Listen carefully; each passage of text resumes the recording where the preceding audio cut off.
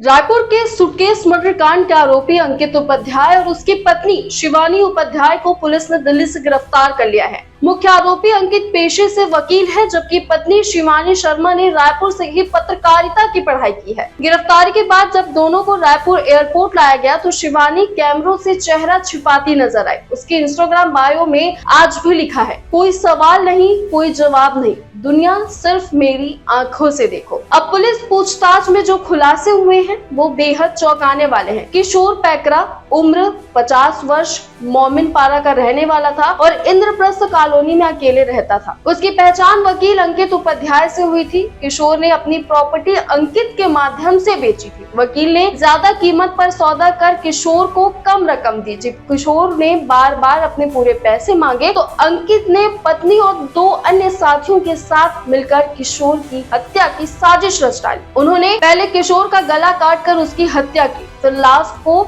एक सूटकेस में भरकर उसमें सीमेंट का प्लास्टर किया ताकि बदबू न आए। लेकिन जब गंध उठने लगी तो गोल बाजार से एक ट्रंक खरीदा, लाश को उसमें डाला और झाड़ियों में फेंक दिया। इससे पहले किशोर का एक गंभीर एक्सीडेंट हो चुका था, जिसके बाद वो ज्यादातर घर में ही रहने लगा था। इसी दौरान अंकित ने उसका भरोसा जीतने के लिए रोज खाना पहुंचाना शुरू किया और उसकी देखभाल करता रहा ताकि हत्या की साजिश का रास्ता साफ हो सके। स्थानीय लोगों को जब बदबू आई तो पुलिस को सूचना दी गई। कुछ ही घंटों में सुराग मिला और दोनों आरोपी दिल्ली एयरपोर्ट से गिरफ्तार कर लिए गए। ये पूरा मामला सिर्फ एक हत्या नहीं बल्कि भरोसे के नाम पर की गई एक खतरनाक साजिश है। पैसों का लालच, रिश्तों का दिखावा और कानून के जानकार द्वारा कानून का दुरुपयोग, ये सब कई सवाल खड़े करते हैं। जांच अभी जारी है और पुलिस की कोशिश है कि इस केस से जुड़ी हर परत को खोला जाए और सच सामने आए। इस केस से जुड़ी आगे भी और अपडेट्स आएंगे जो हम आपको बताते रहेंगे। इसके लिए आप व्यायाम चतुष्कर को सब्सक्राइब करना ना भूलें।